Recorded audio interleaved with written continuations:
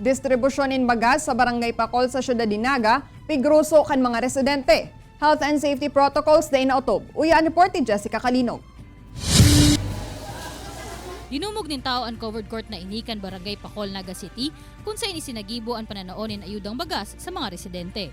Alagad mahihiling na magkakadukot na ang mga ini sa pila as hindain na naobserbaran ang social distancing. Alagad sigun kay Josue Perez, kapitan kan Barangay Pacol, day man subuot sinda nagkulang sa pagpapagiromdom sa mga residente na mag-obserbar kan minimum health and safety protocols. Alagad day talaga subuot ninda makontrol ang mga tao. Pag abot kaya po sa pagkakanta, talaga ang mga tao, masakit mong ano yan. Masakit mong sawayon. Mis nga ni baga sa Manila, alin no, pag nagtaroon ng amelioration doon, suro-suan man baga. Hindi pa daw, ibagas na yan. Kung may mga pansap na, di siyempre ma-approve. May mga social distancing man, may mga face mask, iba nga ni mga matatanda, may mga face shield para hindi siguro magkahawahan.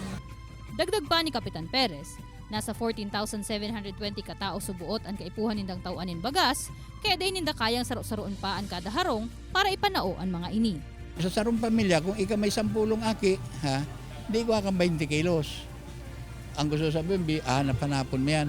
Ang pagpapanaonin bagas, katakod kan rice amelioration program kan lokal na gobyerno kan syudad ni Naga, kumudugang natabang sa mga residente ngunyan na pandemya.